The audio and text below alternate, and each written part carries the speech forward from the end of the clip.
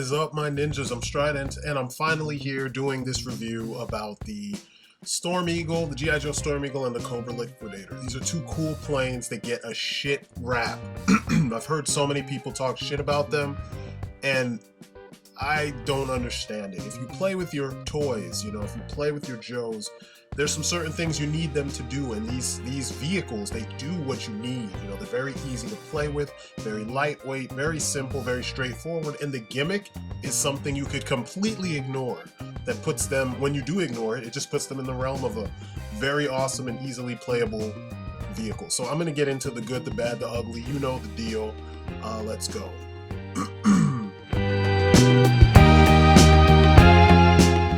The Liquidator.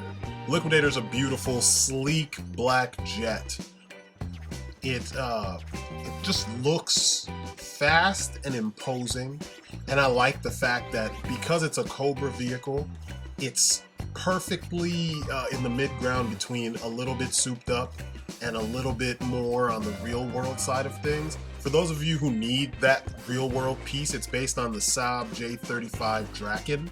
It's a beautiful plane. I love it.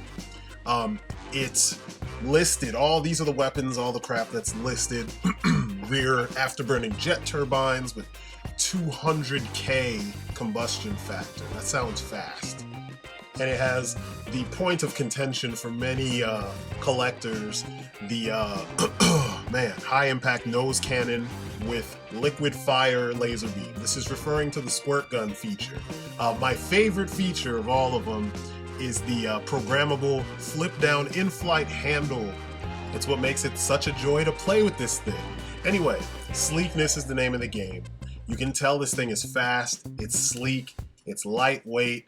It looks like it's a little bit, obviously because it's a Joe plane, it's downsized from the original, you know what I'm saying? The real deal, the Draken, is a two-seater. This is a downsized version of that. You can tell by that profile shot.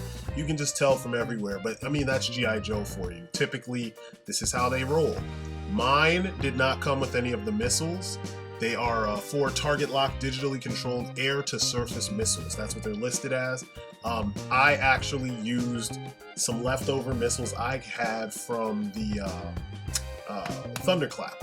I got a bunch of them in a lot because I had to buy several lots in order to complete all the parts I needed for the Thunderclap. So now I have an awesome Thunderclap with extra pieces, and I had extra missiles, and they fit perfectly on this bad boy, so he's got a variety of missiles. As you can see underneath, you don't have the machine guns or any bombs or anything like that. Instead, you have this big old handle. The handle is twofold for this thing because, like I mentioned earlier, with the high impact nose cannon with liquid fire laser beam, it's a water gun.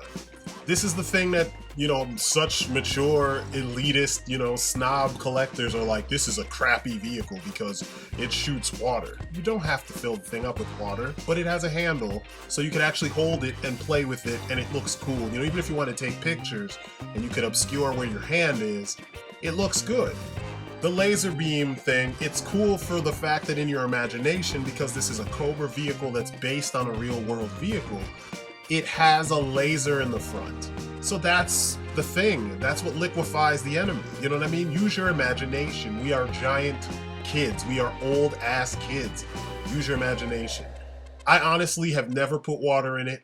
I could feel the air though when I pumped the actual trigger, so I know the thing still works after all these years. The wire hasn't dried up and brittle, cracked up and died, so that's nice. But I'm never gonna put water in this thing. The backside from it, you can see the turbine is huge, and it looks like, you know, it's nothing but speed, you know, and I love that. I love that. Cobra always overcompensates in some area to make themselves a huge problem for the Joes, and it's no different with the Liquidator. Mine came with all the stickers already on it and everything. Of course, I got it used, and I got it for a wonderful price. So, I don't know. I have a lot of fun with this plane.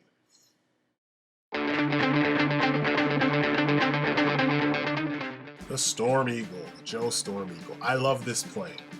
I love the shape of the plane. I love the look of the plane. It reminded me of Robotech. It reminds me of Independence Day. I just love the damn thing. I love the fact that they, how do I put it? They have made little changes to this to make it a fun follow-up to the Sky Striker. And like I said, the real deal version of this, which I'm going to get to in a second, that should have been what the Sky Striker turned into, because this is a more interesting looking plane. Either that or a full-on Raptor with the VTOL capabilities.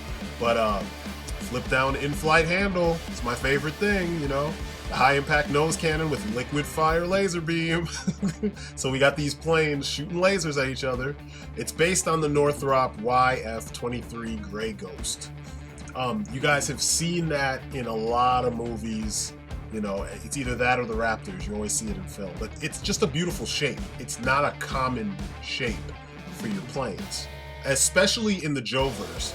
Typically, the Joe planes followed older planes. At the time, this plane was experimental and never really moved past that stage, you know? So it's dope that the Joes jumped on it. I mean, there's a lot of Joe stuff that did this, but I like that they did this, and in my Joe-verse, this would be a more, if I could find a bunch more for a decent price, this would be the plane of my Joe Air Force. Because to me, these are easier to play with. I mean, they're not better than the Flash Hawks, in my opinion, but they're more futuristic. So if you're moving forward with the Joe, you know, universe, your Joe-verse, and you're trying to say, you know, in the future, this is what G.I. Joe uses. Just because the armed forces didn't use this plane per se past the testing phase, doesn't mean G.I. Joe couldn't perfect whatever it was that was missing and make this their flagship plane, you know, because that way you move out of the territory of calling an F-15 or F-16 a Sky Striker and just giving it all these capabilities, and you move more into the realm of endless possibility with what you could give these planes. You could give these planes interstellar flight capabilities. So those episodes that we saw where the Joes were flying F-16s into space, you could actually see this, you know? Once again, here we are with the lower portion with the missiles. These are the actual missiles that it came with. They are called air-to-surface electro-optical laser-guided tactical missiles. I have all 4 of them. This thing came complete. I think I paid $15, maybe $16 for it, something like that. I was geeked as hell when I saw this for that price, because the other ones that I saw were all going for much higher prices. I mean, I've seen them go for $90, and I'm like, for a plane that is so despised by collectors, why the fuck does this plane go for so much money? Both of them. Why do they go for so much money if you hate it so much? There should be plenty of them on the aftermarket, and no one should be looking for them, you know? So apparently a lot of people say one thing with their mouth, and then they vote a different way with their wallet, which doesn't surprise me. But these are beautifully rendered missiles, very simple, you know, it's a single cast, there's no paint, nothing like that. Handle, trigger, just like on the previous one.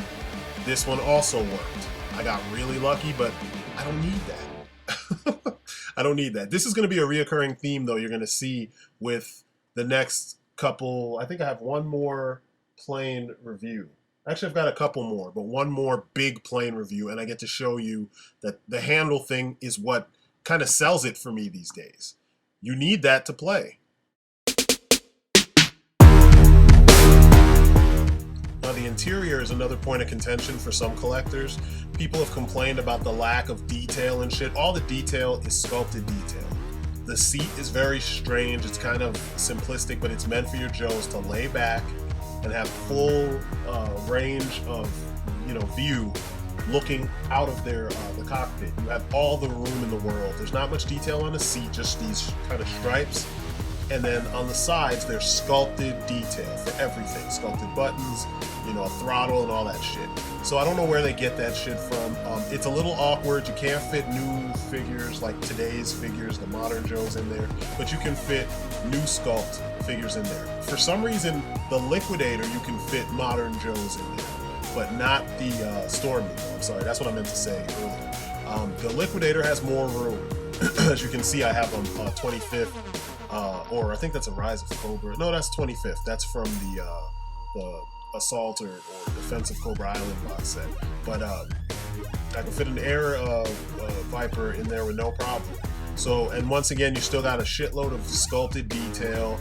Your pilot has to lay back just like a lot of the Joe planes. So I don't know where this bias comes from, because the facts are that on so many levels, this thing is playable. It's easy to play with. It's easy to just throw a Joe or a Cobra in there, play it, play with it, and just call it a day. You know, pull out the handle, hold that thing, pull out the handle on the other one, hold that thing, have them dogfighting. I mean, it doesn't get much easier than that. So all this, you know, it's too cartoony, it's too fake. Man, get out of here. It's fun as fuck to play with. Alright, comparison. Here is the Storm Eagle and the Liquidator compared to the Thunderwing. It's another one I got to review in a little bit. I did a review with ODC, that's me, but it was like we were chatting about it, you know what I mean? And I want to do a review, so I didn't use that. Maybe some of that footage might, or that audio might end up in the review, but as you can see, the Thunderwing dwarfs these two planes. And this is what I'm talking about. And the Thunderwing itself has a handle for you to fly it, but it's a heavy, you know, plane. I mean, it's not heavy like a freaking person or a child or something, you know what I mean? But to be one-handing it and doing other shit, it's heavy, you know, twisting it and turning it and blah, blah, blah. You know, God forbid you have arthritis. You know what I'm saying? It'll be difficult for your ass to be twisting and turning and banking and blah, blah, blah. But, you know, they're beautiful planes all together. I'm glad I have them in my collection. The True Hawk. Here's the True Hawk. It's a brand new Sentinel 1 True Hawk. Popped up this year, and I managed to get it back when ODC came to visit. I did a lot of shopping when ODC came to visit. He has that effect on me. For real, motherfucker. You had me spending all that damn money. But it's for a good cause, because now I'm geeking out like holy shit. When he told me about this, I almost lost my mind. But the True Hawk also is bigger. It's more in scale with the you know, the Sky Striker and the Thunder Hawk and probably the Rattler. It's that old school style. But this thing weighs like half of what the Thunderwing weighs. It feels like you're playing with those two, you know, the Liquidator and the Storm Eagle, but you're playing with this bigger plane. It also has a handle. It's the way these planes should always be, you know? I don't know why they didn't just do this standard. And then, of course, we have the Flash Hawk, probably my favorite plane of all time. And the Flash Hawk is smaller because, I mean, it's a one-seater, but the seat itself is actually deeper, so you can put new sculpt figures in there. Pretty much any of your Joes, with a backpack, without a backpack. And it's funny because looking at them, their cockpits seem about the same size, yet there's a discrepancy with, at least with the Storm Eagle, with what Joes you can put inside.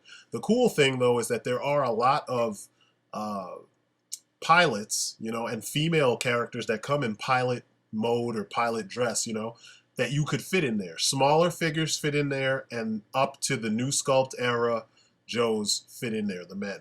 Some of them fit in there with no problem. And now we come to the bottom line. The bottom line is simple with this, man, and I'm going to go on and on and on, but it always is going to come back to the same thing. If you enjoy playing with your figures, if you make your planes fly around and your wife or your kids or your girlfriend or your roommates or whatever look at you like you're crazy and you're just like, I don't give a fuck, I'm a big ass kid and I'm not ashamed. These are planes you will want to have in your collection. You will be running around your house, flying all over the place, and it's just awesome. You know what I mean? Think about it.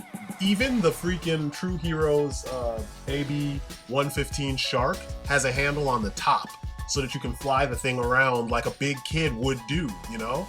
So why would you not just have handles standard? Forget the fact that there is a water gun on there. I mean, if you want to, if that makes it more fun for you because you're actually shooting something, load that shit up with water and go nuts.